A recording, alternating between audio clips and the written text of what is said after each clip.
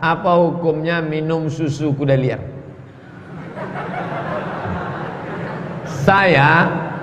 Saya naik kuda jinak, dipegang 4 orang. Bisa pula orang ini memeras susu kuda liar. Mau jumpa saya, mana orang yang bisa memeras susu kuda liar? Sedangkan kuda jinak mau pecah kepala orang di sipaknya. Assalamualaikum warahmatullahi wabarakatuh. Hai sahabat religiwan semuanya, semoga usia bertambah, istiqomah juga semakin bertambah, amal bertambah, maka bertambah pula kesiapan kita untuk tetap menebar kebaikan. Assalamualaikum warahmatullahi wabarakatuh.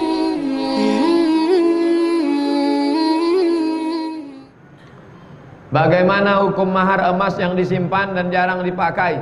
Apakah dikenai zakat mal? Emas punya ibu, subang, anting, gelang, rantai, cincin, gigi, tidak ada zakatnya. Menurut jumhur ulama, tak ada zakatnya sampai beratnya 200 misqal. 200 misqal itu 200 dinar. 200 dinar itu 850 gram, sekilo kurang seon setengah. Kalau ada anting ibu beratnya sekilo kurang seon setengah, asal dipakai merah muko, itu baru kena zakat. Kalau tak sampai tak ada zakatnya. Ini menurut mazhab Syafi'i, Hanafi, Maliki, 3 mazhab. Tapi ada ustadz kemarin ceramah katanya keluarkan sekali seumur hidup. Itu mazhab Hambali. Balik dari sini, cabut rantai, cabut cincin, cabut gelang, cabut gigi, timbang berapa gram semuanya, keluarkan sekali seumur hidup. Saya condong kepada pendapat ini. Kenapa? Kalau ditunggu sekilo kurang seon setengah, nanti ibu pulang pakai pendapat yang ini. Saya sebutkan di sini dua-duanya supaya tak bingung kalau ada ustaz penceramah tak ada tuh zakatnya. Berarti pendapat ini ada zakatnya, keluarkan seumur hidup sekali. Berarti dia pakai pendapat mazhab Hambali. Sebelumnya saya minta maaf karena pertanyaan saya tak terkait dengan kajian. Apa hukum permainan dadu? Dadu sama catur haram menurut mazhab Hanafi. Apa sebabnya haram? Karena satu, mubazir waktu. Innal mubazirina kanu ikhwanas syayatin. Kita menerima tamu aja tak sempat, saking kan sibuknya. Sampai dari Padang jam 4, tidur sebentar, sholat subuh jam 7 masuk kelas, keluar jam 8.45 masuk kelas jam 9, masuk lagi jam 10.30, habis itu sholat zuhur, masuk lagi jam 2, habis itu pulang ke rumah, mandi istirahat, baru berangkat lagi pengajian. Sampai kawan mau datang ke rumah pun, mohon maaf aku bukan menolak tamu, tak ada lagi waktu. Dia bisa pula santai. Mubazir waktu ini. Innal mubazirina kanu ikhwanas syayatin. Orang mubazir ini saudara setan. Yang kedua, melalaikan sholat. Hayya 'alas shalah.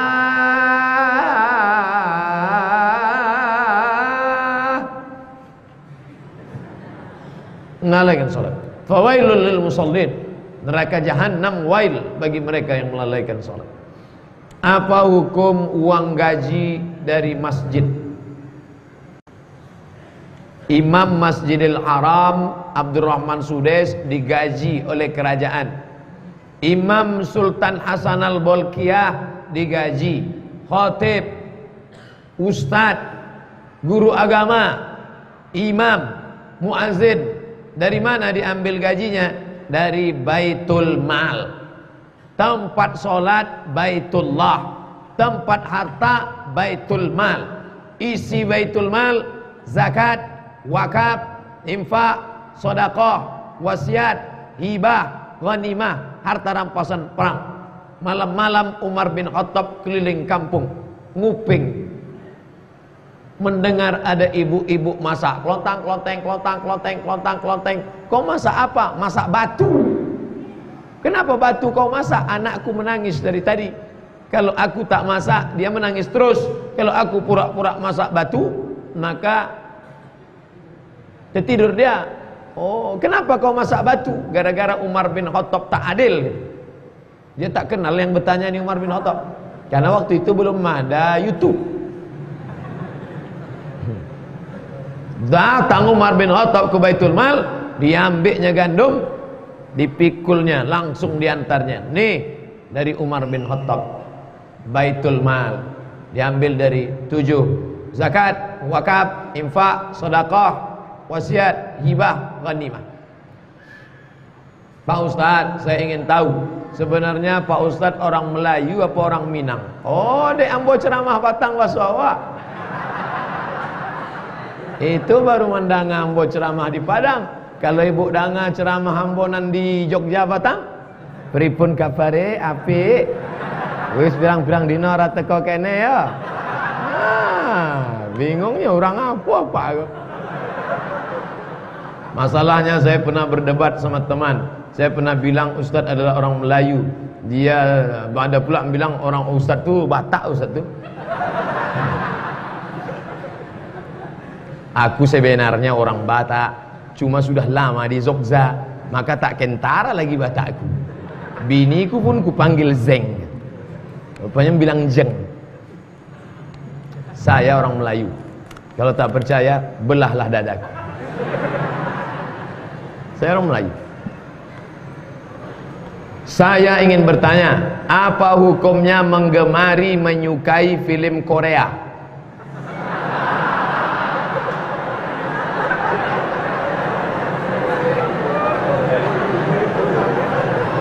Orang Korea ini kafir, tak bersunat, tak mandi wajib, berzina kerjanya.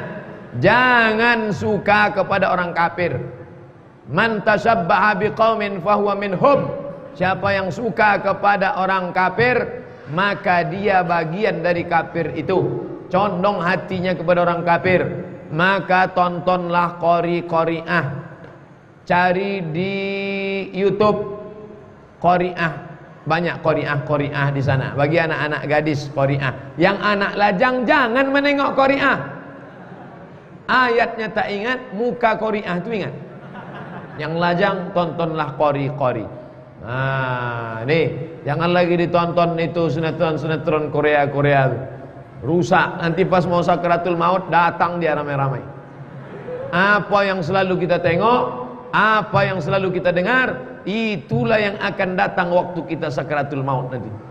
Pas kita sedang datang artis-artis Korea, Sanjay Dutt, Amitabh Bachchan, datang semua. Datang orang membisikkan ke telinga sebelah kanan, la ilaha illallah. Datang dari kalau tidak percaya, gue lah. Dalam hadis Nabi, menasihati dan mengkritik penguasa yang zalim adalah wajib.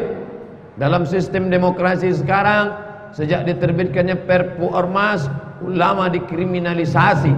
Bahkan ada yang ditangkap. Ormas Islam HTI dibubarkan, FPI menyusul. Apakah kita wajib menolak Perpu Ormas nomor 2 tahun 2017? Kemarin kuliah umum Fakultas Syariah dihadiri Profesor Dr. Yusril Izzah Mahendra, pakar hukum. Di situ lengkap sekali bahwa umat Islam menyalurkan aspirasinya lewat DPR supaya menyuarakan, umat Islam menyuarakan suara-suaranya lewat wakil-wakilnya. Kalau wakilnya macet, mandat, tidak bersuara, maka dalam dunia demokrasi dia harus, bahasa Malaysianya tunjuk perasaan, bahasa kitanya unjuk rasa, bahasa Arabnya muzaharah, zahara, menampakkan rasa yang ada di dalam. Jadi dalam dunia demokrasi itu biasa. Jadi kalau ada orang mengatakan unjuk rasa tak boleh, loh, kita kan tinggal di negeri demokrasi. Dalam dunia demokrasi, salah satu cara menunjukkan ketidaksukaan terhadap sesuatu adalah dengan cara tunjuk perasaan, unjuk rasa, muzaharah. Kalau anti dengan nama unjuk rasa, maka dibuat istilah yang lain, aksi damai. Tidak ada rumput yang mati, tidak ada sampah. 7 juta orang berkumpul di Monas, bisa tak ada sampah sama sekali, bersih. Ini kan luar biasa. Rasulullah mengabarkan akan ada penduduk neraka yang gigi gerahamnya sebesar gunung Uhud. Berarti penduduk neraka itu besar-besar, Pak Ustaz. Iyalah, gigi geraham sebesar Bukit Uhud. Bukit Uhud itu sebesar apa, Pak Ustaz? 7 kilometer panjangnya. Lalu kenapa disebut orang di neraka itu besar? Kalau orang di neraka sebesar ini dibakar, kan cepat habisnya. Kalau orang di neraka giginya sebesar Bukit Uhud dibakar, kan lama habisnya. Maknanya apa? Azabnya besar. Kalau gigi gerahamnya sebesar Bukit Uhud, berarti lubang hidungnya lebih besar dari. Azabnya luar biasa. Itu yang mau diceritakan. Kullama nadijat juluduhum, ketika kulit mereka hancur, gosong, terbakar, badalna juludan ghairaha, kami ganti dengan kulit yang baru. Begitulah terus menerus. Berapa lama? Khalidina fiha abada, kekal selama-lamanya. Makanya kita mengaku waqina azabannar, waqina azabannar, waqina azabannar. Rasulullah mengabarkan bahwasanya jika sengaja meninggalkan sholat dikatakan kafir. Lalu bagaimana jika seorang ayah seperti itu? Apakah tetap boleh menjadi wali nikah anaknya? La nikaha, tidak sah nikah illa biwaliyin, kecuali dengan wali. Wa syahidai adlin, 2 orang saksi yang adil. Walinya adil, saksinya adil. Adil itu lawannya fasik. Orang yang tak sholat secara terus menerus bisa kafir, bisa fasik. Kau kenapa tak sholat? Aku malas sholat ini, fasik. Kau kenapa tak sholat? Menurut aku sholat ini buang-buang waktu aja, kafir. Kafir sama fasik tak bisa jadi wali, tak bisa jadi saksi nikah. Makanya kalau mau nikah, tengok dulu saksi. Saksi pernikahan kita adalah orang kaya, pejabat, penguasa, alim ulama yang tak fasik, itu jadi saksi nikah, wali nikah. Jadi kalau fasik tak salah nikah, tak sah nikah. Makanya Pak Wali, Pak Kua diajaknya bersyahadat. Pak, mari kita bertobat ya. Astaghfirullahalazim, astaghfirullahalazim, astaghfirullah. Itu tujuan Pak Kua, supaya bapak itu tobat pagi itu. Setelah dia tobat baru dinikahkannya anaknya. Setelah itu baru dia tak sembahyang balik. Bagaimana cara mengingatkan agar dia mau sholat, Pak Ustaz? Dulu sudah pernah saya lakukan, tapi absennya karena tempat kerja dia belum mendukung. Pokoknya jangan pernah berhenti. Kasih dia buku tentang tanya jawab sholat, kasih dia buku ancaman-ancaman orang tak sholat. Kalau dia punya nomor WA, sharekan ceramah-ceramah Ustadz tentang dia tak sholat, tak sholat, tak sholat, sampai doa tiap malam. Jangan lupa doa. Ya muqallibal qulub, wahai engkau yang membolak-balikkan hati, balikkan hati dia supaya dia sholat. Ya Allah, apa hukum kerja di kantor pajak? Kerja di kantor pajak, ini kan masalahnya hadis tentang pajak. Katanya hadis tentang pajak, siapa yang mengutip pajak, Allah melaknat pajak. Ternyata Saudi Arabia pun menerapkan pajak. Lalu hadis yang dimaksud itu pajak tak boleh, itu pajak yang mana? Zaman Nabi ada 2 negara, satu negara Romawi, satu negara Persia. Romawi sama Persia ini mengutip cukai pajak. Pajaknya itu untuk beli gelas raja, gelasnya dari emas. Untuk beli piring raja, piringnya dari emas. Untuk biaya raja nikah sama selir-selirnya. Maka kata Nabi, itulah pajak laknat Allah, karena diambilnya harta orang miskin. Adapun pajak untuk bangun jembatan, bangun sekolah, maka itu tidak termasuk pajak yang dilaknat. Begitu fatwa dari ulama Saudi Arabia. Sebelum menikah, istri saya baik betul dengan ibu saya. Setelah menikah, istri saya selalu bermuka masam. Jadi bagaimana cara mendamaikannya Pak Ustaz? Ya kamu udah dapatnya. Dia dulu kan pakai muka baik, belum dapatnya anak ibu tuh. Baik-baik ibu, kata dia. Udah dapatnya anak ibu tuh, dadah, kata dia. Perempuan, aku adalah milik suamiku dan suamiku adalah milik ibunya. Bukan hadis Nabi, dapat dari grup WA.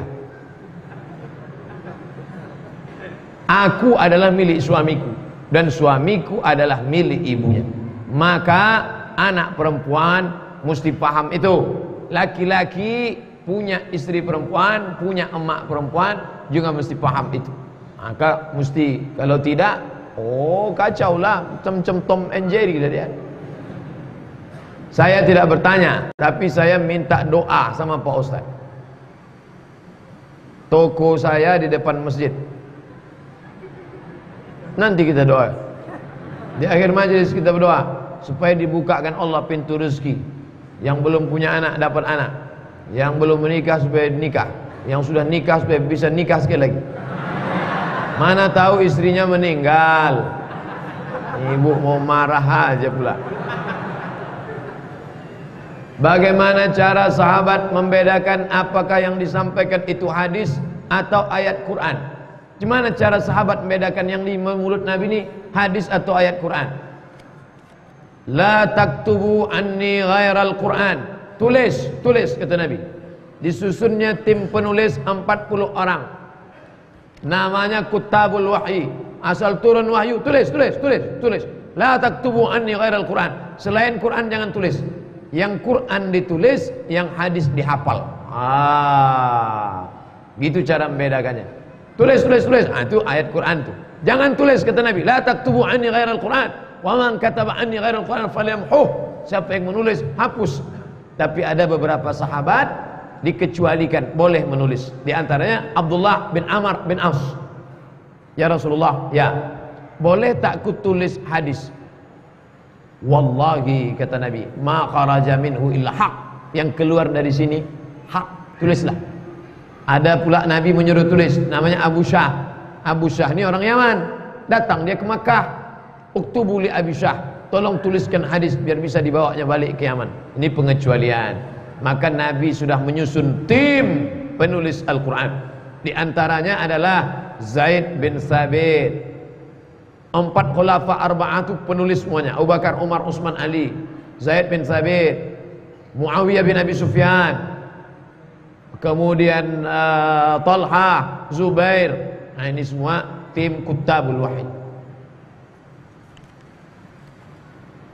Pak Ustaz, apa ada amalan doa untuk memiliki keturunan? Solat tahajud malam, di sujud terakhir minta kepada Allah Subhanahu wa taala. Mintanya jangan di mulut, dalam hati. Karena kalau sampai di mulut batal, dalam hati. Kalau di mulut pakai bahasa Arab tak apa-apa. Kalau bahasa tolong aku batal. Nah, minta kepada Allah Subhanahu wa taala. Sulitkah bagi Allah? Mudah. Innama amruhu iza arada syai'an ayyakula lahu kun fayakun.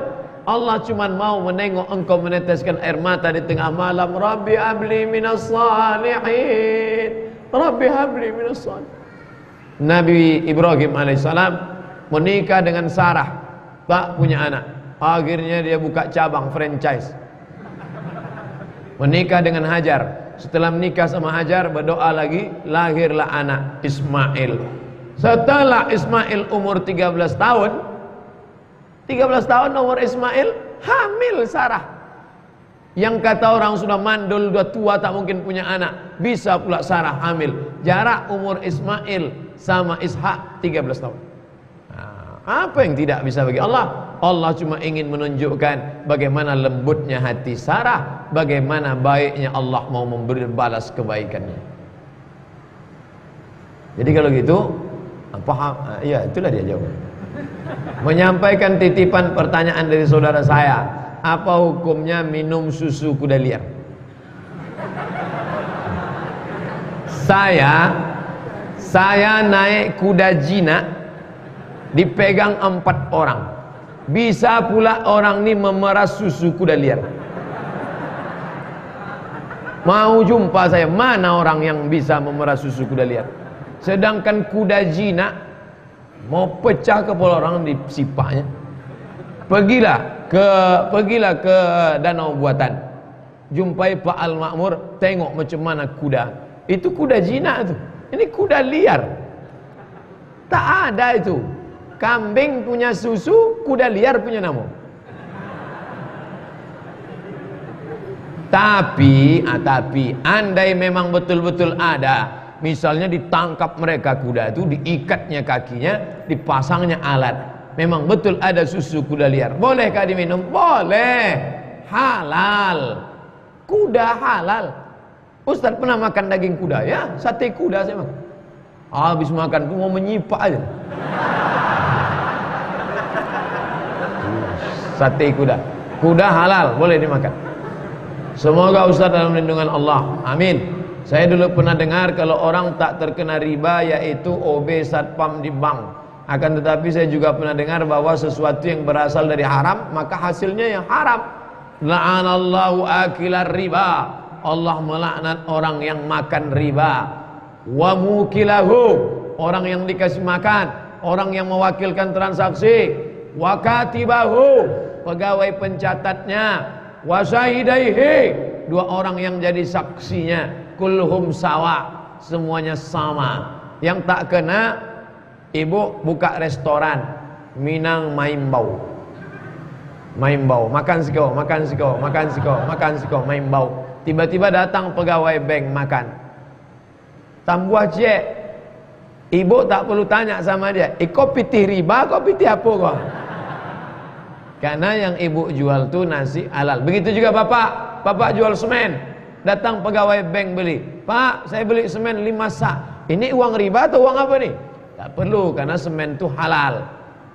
Nasi itu halal. Tapi nasi halal dimakan, semen jangan dikunyah. Semen untuk buat bangunan. Ustaz, bagaimana sikap kita terhadap teman yang gay?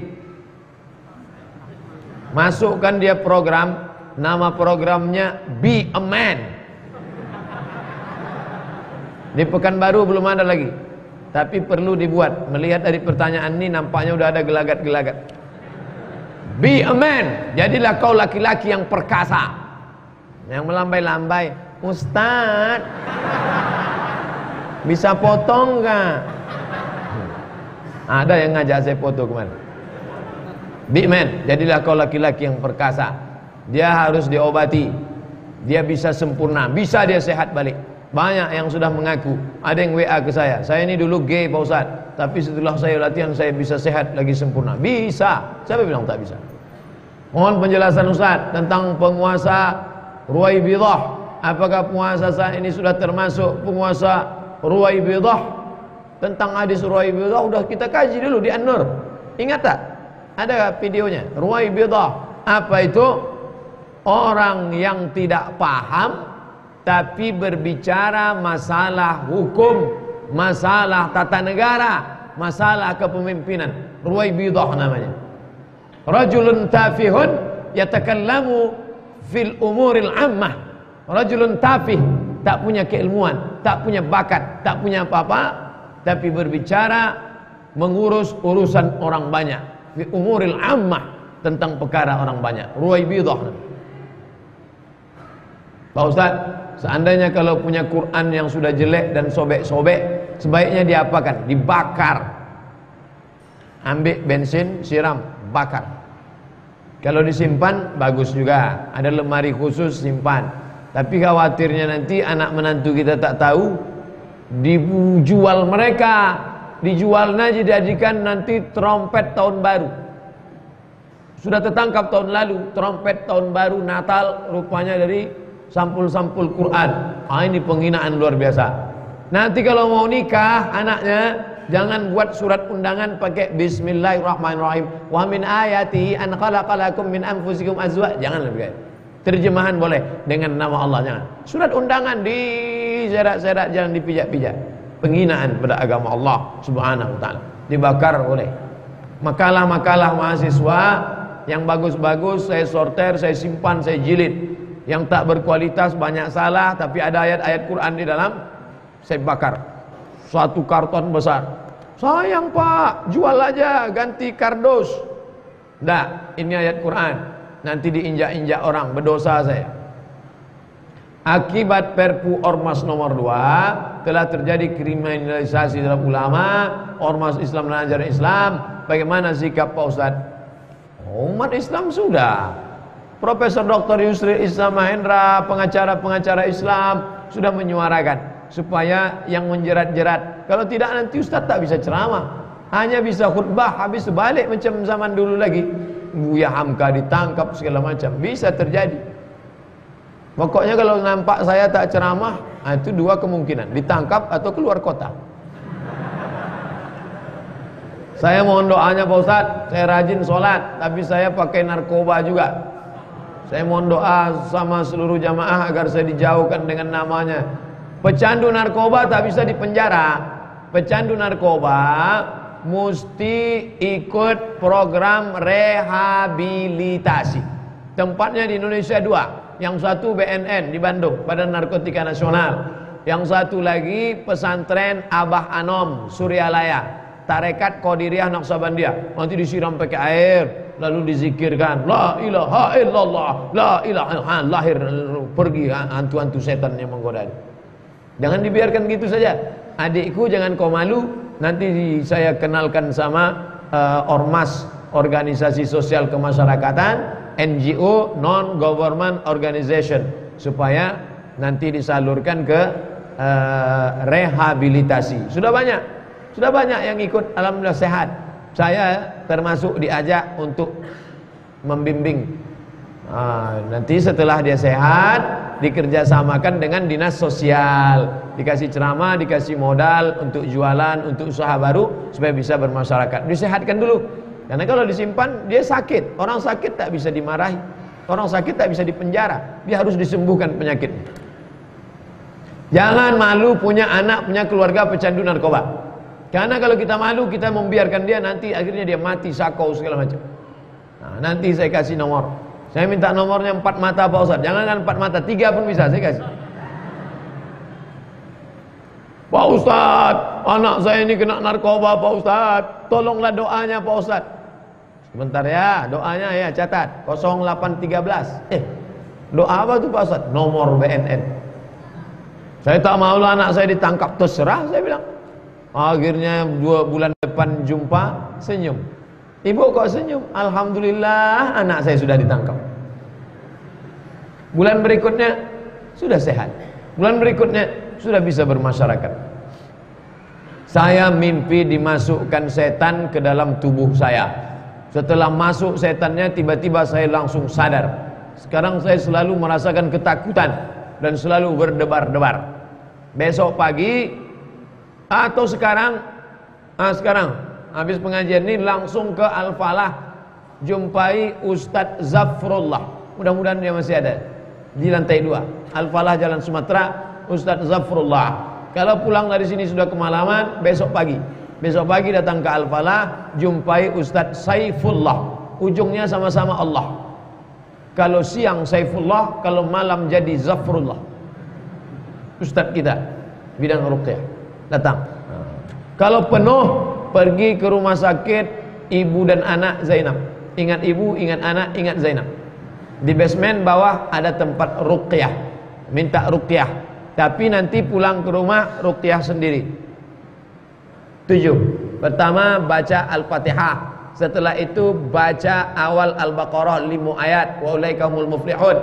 Setelah itu baca ayat kursi. Setelah itu baca ujung Al-Baqarah 3 ayat dari lillahi mafiz. Habis itu kulhu 3 kali, wal falaq sekali, qul binas sekali. 7. Tiupkan ke telapak tangan. Sapukan ke muka, ke kepala, ke badan. Sudah itu ditiupkan ke air. Tiupkan ke air. Yang 7 tadi. Habis itu air itu diminum.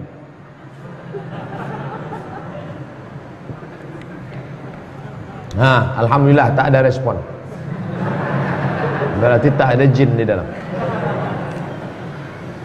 Dah, apa arti jin saka itu Pak Ustaz? Jin saka itu adalah jin warisan dari datuk dulu. Datuk kita berkawan sama jin. Mereka menjalin MOU, Memorandum of Understanding between me and you. Setelah datuk awak mati, nyo datang ke apa awak. Setelah bapak kita mati, dia pun datang ke kita. Pas kita sedang duduk-duduk, dia datang. Hai Abdul Somad, aku adalah jin Saka yang dulu dekat dengan datukmu. Setelah datuk kau mati, aku tetap hidup. Aku datang ke bapakmu. Setelah bapakmu mati, aku tetap hidup. Sekarang aku datang kepada engkau. Maukah engkau melanjutkan pertemanan ini? Puih, aku tak perlu berteman dengan engkau, karena temanku di FB fanpage sudah 1,5 juta. Kalau kita menjalin hubungan sama dia, maka dia akan terus. Dia berdiam diri dalam cincin, cincinnya dijaga. Nanti kita mati, datang dia ke anak kita. Dia berdiam diri dalam keris, kerisnya dimandikan setiap malam 1 surah dengan 7 air kembang, air limau, air jeruk, air macam-macam. Nanti dia datang terus, maka tinggalkan sampai akhirnya dia pergi. Kita bacakan ayat-ayat ruqyah, dia tak bisa ikut sama kita. Dia mau ikut makan, kita baca Allahumma barik lana fima razaqtana wa qina azabannar, dia tak bisa ikut makan. Dia mau ikut tidur sama kita baca bismika Allahumma ahya wa amut, dia tak bisa ikut tidur. Dia mau ikut kamar mandi, kita baca Allahumma inni a'udzubika minal khubuthi wal khaba'is. Dia mau ikut menjalin hubungan, kita baca doa hubungan, maka tak bisa. Akhirnya lama-lama dia tak sedap di sini, kata dia pun cabut. Carinya tempat lain. Nah, itu tentang jin Saka tadi. Bagaimana cara membuka hati suami biar gampang dibawa mengerjakan solat? Ibu, nanti malam solat tahajud, habis itu solat hajat. Usolli sunnatal hajat rakaataini. Aku berhajat supaya hati suamiku ini lembut, ya Allah. Habis itu besok pagi pergi ke toko buku, belikan buku ancaman bagi orang yang tidak solat. Kasih saya. Apa nih? Baca aja lah bang. Setelah itu kalau dia punya nomor FB, punya nomor WhatsApp, kirim video-video pendek. Siapa yang tak sholat, kafirlah dia. Sasek Ustaz Anggo. Tak apa-apa. Jangan lupa, doa silahul mu'min. Doa senjatanya orang beriman. Ibu-ibu panggil anak lajangnya, sini kau sembahyang, solat. Cakap ibu masuk ke hati. Tak pernah berhenti, solat. Tak pernah berhenti. Ketika ibu berhenti ngomong, kenapa Ustaz dari tadi ibu aja? Ibu yang pernah ditumpangnya perut ibu 9 bulan 10 hari, mengalir darah ibu dalam darah dia. Detak jantungnya itu ada detak jantung ibu dalam. Maka kalau ibu ngomong, walaupun dia melawan, masuk ke dalam.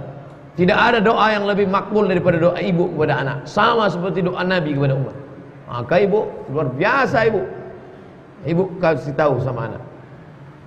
Ini istri tadi sampaikan ke mak mertua. Mak mertua tolong suamiku sholat. Kata mak mertua, aku pun tak sembahyang.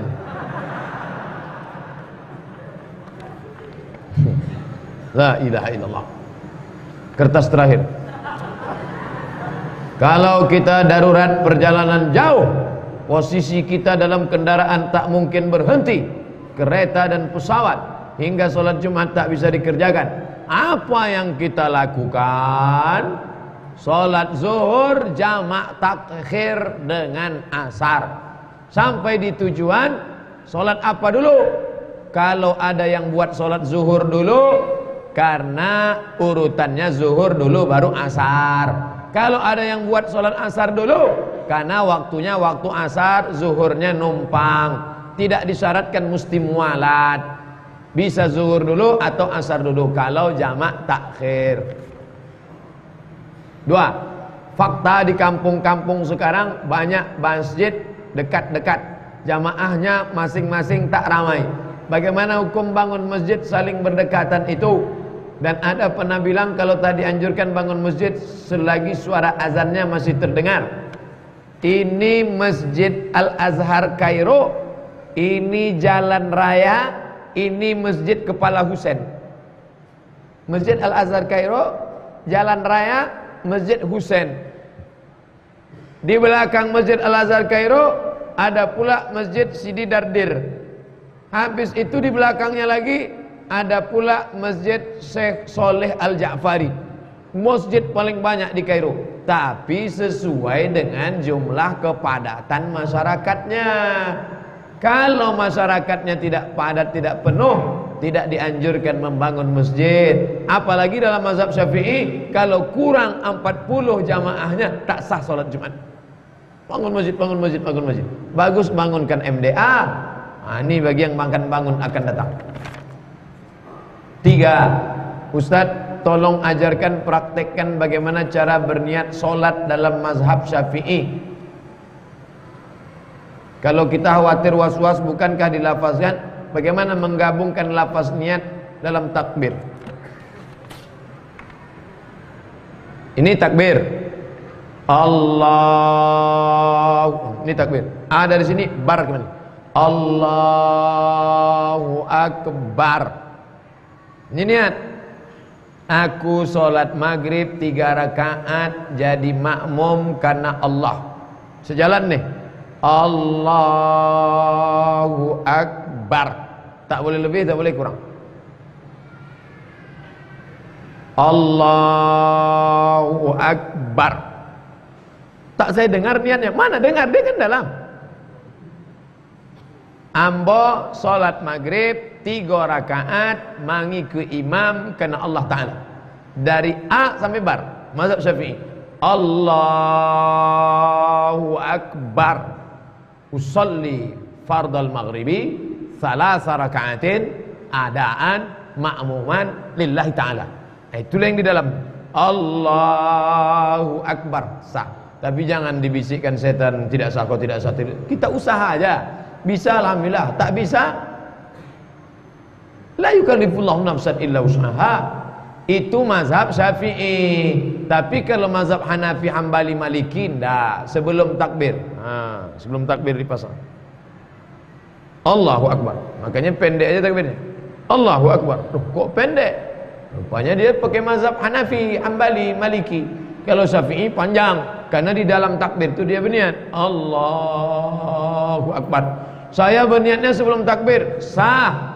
Saya berniatnya di dalam takbir, sah. Sesudah takbir baru berniat, tak sah. Mana sah? Sesudah takbir Allahu Akbar. Zuhur apa asar? Asar aja lah. Oh, tak sah. Batal salat, ulang balik. Bagaimana hukumnya menghadiri undangan pernikahan yang hamil di luar nikah? Ada laki-laki berzina sama perempuan, habis itu hamil 3 bulan, nikah dia, datang kita undangan. Apa hukumnya? Ya boleh. Jangan jadi saksi nikah. Jangan hadir waktu saksi akad terus. Datang aja undangan, makan. Makan. Barakallahu lakuma wa baraka alaikuma wa jama'a bainakuma. Dah, balik. Bagaimana hukumnya menghadiri undangan pernikahan orang hamil luar nikah? Terus hukum bagi saksi yang menikahkannya? Ini nikahnya sah. Apakah sah nikah ini? Sah. Perempuan hamil menikah sama laki-laki yang menzinainya, nikahnya sah menurut mazhab Syafi'i. Yang jadi masalah bukan nikahnya itu. Yang jadi masalah nanti anaknya lahir nggak bisa pakai bin bapaknya. Nanti kalau bapaknya mati, si anak tak dapat harta warisan. Kalau lahir anaknya laki-laki, tiba-tiba lahir adiknya perempuan, mati bapaknya, si adik ini mau nikah, dia tak bisa jadi wali karena dia bukan saudara saya, hanya saudara sama tak bisa jadi wali. Yang keempat, kalau anak nanti gadis, bapak ini tak bisa mewalikannya. Kenapa? Karena anak ini sudah ada sebelum akad. Al-wadalu lil firash, nasab baru diakui kalau sebelum akad. Ini anak saya Pak Ustaz, rambutnya, matanya, cobalah tengok mirip tak laku. Tak laku sekedar mirip. Ini surat DNA dari Singapura, DNA tak laku. Salah saya apa? Kau mencoblos sebelum hari H. Itulah maka nasab kau tak diakui. Dah. Jaga anak-anak kita, jangan sampai dia berzina. Remaja ni jahat, nakal, betul. Tapi orang tua lebih jahat karena memberikan kesempatan untuk berzina. Kalian duduk dulu ya. Bapak ada di belakang. Itu artinya sama, berzina kalian ya, berzina ya, zina. Pak, pergi kami jalan-jalan ya. Iyalah, pergi sana ya. Bonceng, bonceng, bonceng, bonceng, bonceng, gembung masuk angin. Oleh sebab itu jaga anak-anak kita. Jaga anak-anak gadis kita. Alah, Ustaz Somad itu jaga anak gadis kita, jaga anak gadis kita. Macam anak gadis dia sudah selamat aja. Anak saya laki-laki.